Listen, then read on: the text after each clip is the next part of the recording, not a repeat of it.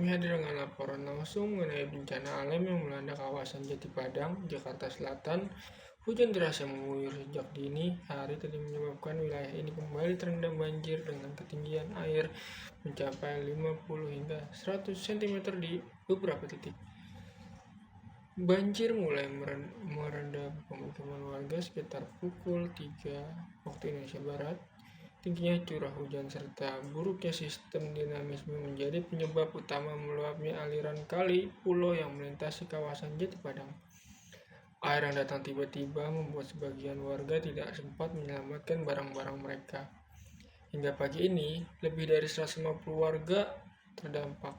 Beberapa warga memilih mengungsi ke posko terdekat yang telah disiapkan di kantor kelurahan dan masjid terdekat. Sementara lain bertahan di lantai 2 rumah mereka menunggu bantuan datang. Tim BPDB DKI Jakarta telah dikerahkan sejak dini hari bersama petugas pemadam kebakaran dan relawan. Mereka membantu evakuasi warga termasuk lansia dan anak-anak yang kesulitan keluar dari rumah akibat arus air yang cukup deras. Selain pemukiman warga, banjir juga memutus akses jalan di beberapa ruas seperti Jalan Jati Padang Raya dan Jalan Jatin Barat. Akibatnya lalu lintas tersendat dan menyebabkan kemacetan panjang sejak dini. Menurut data sementara dari BPDB, tidak ada korban jiwa dalam peristiwa ini, namun kerugian materi diperkirakan mencapai ratusan juta rupiah. Listrik di beberapa titik terpaksa dipadamkan untuk menghindari konsleting. Warga melakukan lambatnya penanganan drainase dan normalisasi sungai yang sudah lama dijanjikan pemerintah. Beberapa dari mereka bahkan menyatakan bahwa banjir ini merupakan yang kelima dalam kurun 2 tahun terakhir. Pemerintah Kota Jakarta Selatan telah menginstruksikan dinas terkait untuk segera melakukan penyedotan air serta menyalurkan bantuan logistik ke titik-titik pengungsian. Warga diimbau tetap waspada terhadap potensi banjir susulan mengingat perkiraan cuaca dari BMKG menunjukkan hujan masih akan turun dalam beberapa hari ke depan. Kami akan terus memantau perkembangan situasi di Jati Padang dan menghadirkan informasi terkini untuk Anda. Dari Jati Padang, Jakarta Selatan, saya Dipo Aji Saputro melaporkan untuk liputan. Kembali ke studio.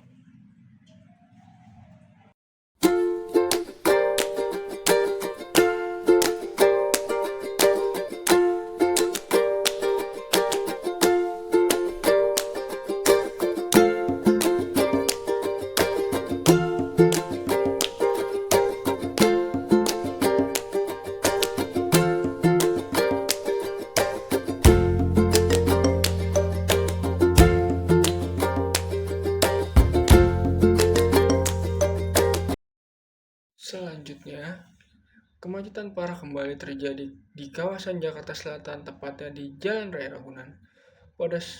Pada hari ini, 8 Juli 2025, antrian kendaraan mengukir hingga lebih dari 2 km, mengganggu mobilitas warga yang hendak beraktivitas terutama menuju kawasan perkantoran dan sekolah. Berdasarkan pantauan tim lapangan, kemacetan mulai terjadi sejak pukul 06.15 waktu Indonesia Barat dan terus memburuk hingga menjelang pukul 8 waktu Indonesia Barat. Kepadatan terjadi di kedua arah, baik dari arah Pejaten menuju Ragunan maupun sebaliknya menuju Pasar Minggu. Penyebab utama kemacetan kali ini adalah adanya penyempitan jalan akibat pengerjaan proyek saluran air dan perbaikan trotoar di sisi utara jalan. Selain itu, hujan ringan yang mengguyur wilayah tersebut sejak subuh juga memperlambat arus kendaraan. Situasi diperparah oleh banyaknya kendaraan pribadi, mobil antar jemput sekolah, serta ojek online yang berhenti sembarangan di pinggir jalan, terutama di depan halte dan minimarket yang berada di sisi jalan. Menurut data dari Dinas Perhubungan DKI Jakarta, kecepatan rata-rata kendaraan di Jalan Raya Ragunan pagi ini tercatat hanya 7-10 km per jam. Jauh di bawah normal. Sementara itu, waktu tempuh dari Ragunan menuju Pejaten yang biasanya hanya 15 menit, membengkak menjadi lebih dari 45 menit. Kemacetan juga berdampak pada ruas jalan raya yang terhubung, seperti Jalan TB Simatupang, Jalan Ampera Raya, dan Jalan Harsono RM, yang ikut padat akibat kendaraan mencari jalur alternatif. Hingga berita ini diturunkan, kondisi lalu lintas masih padat. Meskipun mulai terurai perlahan, pengguna jalan diimbau untuk tetap berhati-hati, mengikuti arahan petugas di lapangan, dan memperhatikan informasi lalu lintas melalui media sosial atau aplikasi transportasi real time. Demikian laporan kami mengenai kemacetan parah di Jalan Raya Ragunan, Jakarta Selatan. Kami akan terus memberikan informasi terbaru bagi Anda. Dari Jakarta Selatan, saya Dipo Aisyah Putro melaporkan untuk Berita Pagi. Selamat pagi.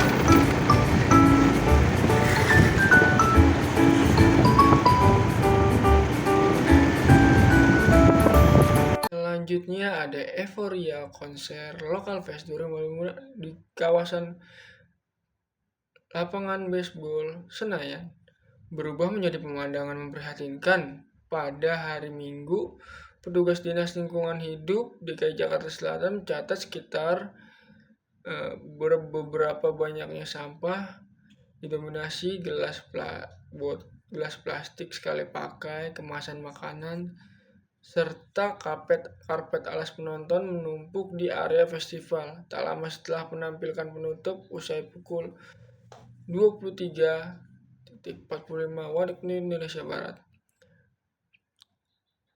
Menurut Kepala DLA DKI Jakarta, volume sampah tahun ini melonjak hampir 2 kali lipat dibanding penyelenggaraan 2024. Tim kebersihan kami mulai menyisir lokasi sejak pukul 00.30 hingga pukul 06.00 sudah banyak sampah yang terangkut, belum termasuk limbah logistik di balik panggung. Koordinator Lapangan Komunitas Lingkungan Clean City Jakarta, Abrail dan menilai panitia layak memenuhi grand protokol yang ditawarkan pemerintah. Mitra Waste Management baru mulai bekerja saat venue hampir kosong. Upaya penilaian nyaris nol. Dan selanjutnya kita kembali ke salah satu berita yang kita nanti, yaitu hangatnya nostalgia dari semangkuk bubur ayam legenda di pinggir jalan. Di tengah hiruk-pikuk kota yang tak pernah tidur, ada satu aroma yang mampu menghentikan langkah siapapun. Dari gerobak kaki lima yang sederhana tapi selalu ramai antrean. Ia tak butuh pelang besar, tak perlu iklan di media sosial. Cukup nama yang beredar dari mulut ke mulut selama puluhan tahun. Bubur ayam Pak Rudi, legenda kuliner pagi di sudut Pasar Minggu, Jakarta Selatan. Sudah berdiri sejak tahun 2001, bubur ayam kaki lima ini bukan sekedar menu sarapan, tapi juga pengantar nostalgia bagi pelanggan setianya. Dari pegawai kantoran hingga mahasiswa, semua rela berdiri di pinggir jalan demi seporsi bubur yang disajikan dengan tangan cekatan dan senyum ramah sang penjual. Yang membuatnya istimewa, tekstur buburnya yang lembut dan tidak encer. Tak hanya soal rasa yang membuat bubur ini legenda, adalah suasana yang menyertainya. Duduk di bangku plastik, menyeruput teh manis hangat, sambil ngobrol dengan pelanggan lain, menciptakan suasana yang jauh lebih dari kaku dan sangat Indonesia. Meski kini banyak bubur ayam modern dan topping kekinian, bubur ayam kaki lima seperti ini tetap bertahan dengan catatan sendiri. Otentik, sederhana, dan tulus. Di tengah dunia yang serba cepat, semangkuk bubur hangat bisa jadi pelayannya. Jika suatu pagi Anda melewati pasar Minggu dan melihat antrean di pinggir jalan, jangan heran, bisa jadi Anda saja berada di depan barisan rasa yang tidak dijual di restoran manapun. Karena cita rasa dan kenangan hanya bisa ditemukan dari bubur ayam legenda kaki lima seperti ini.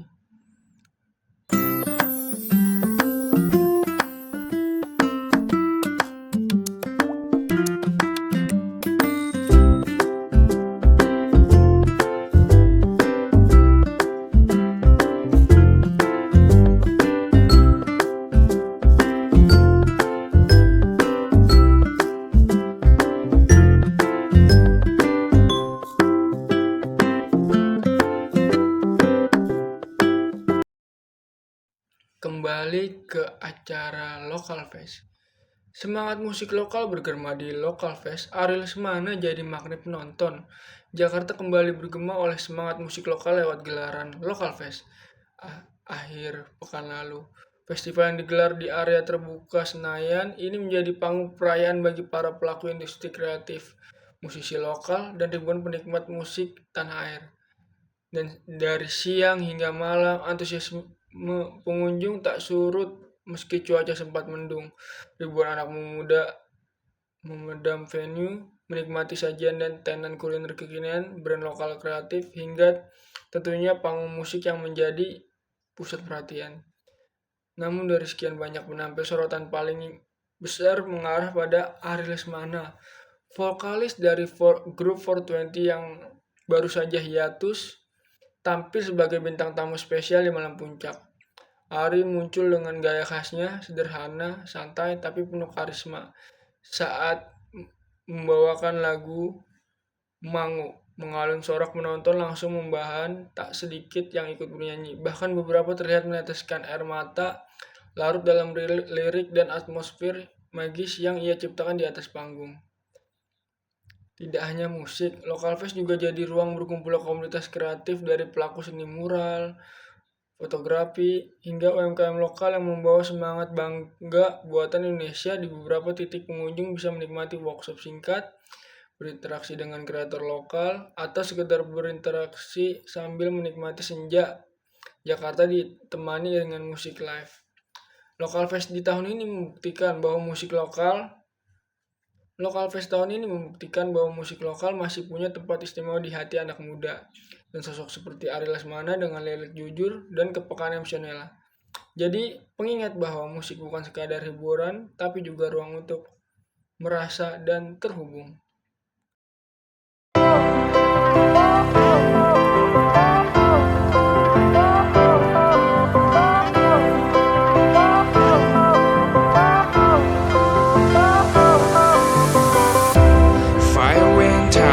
Lights went down when you feel lost in your shadow.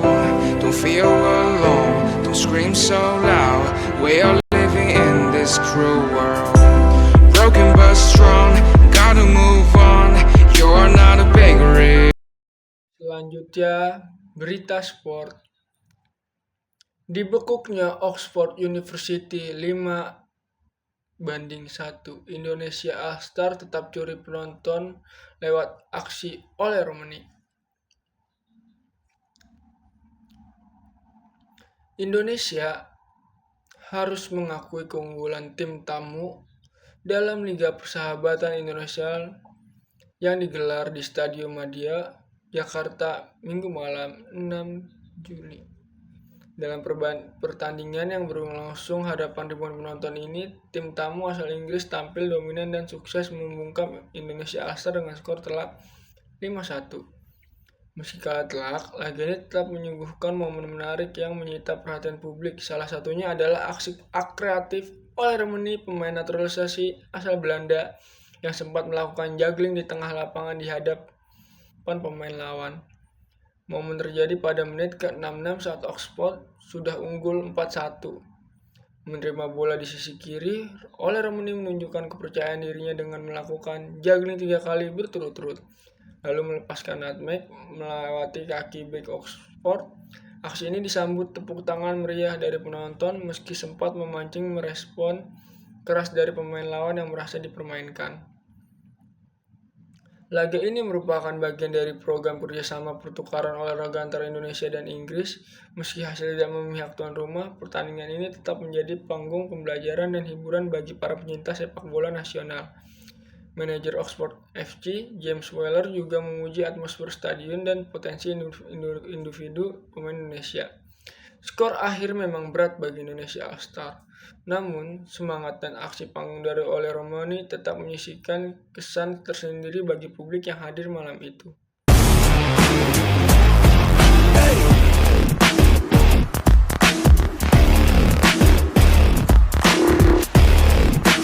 Selanjutnya, kembali ke berita sport.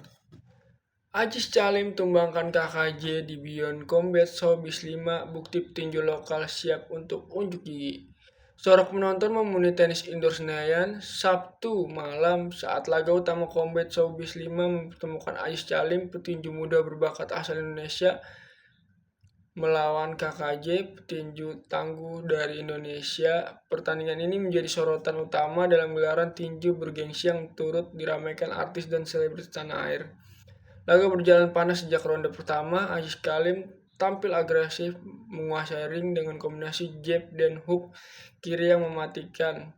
Sementara KKJ yang dikenal dengan pertahanannya yang rapat sempat membuat Ais frustasi di 2 ronde awal. Namun pada ronde keempat suasana berubah. Ais menemukan celah di sisi kanan lawan dan berhasil mendaratkan uppercut telak yang membuat KKJ goyah. Sorakan penonton langsung membawa saat wasit menghentikan pertandingan di ronde kelima melalui technical knockout.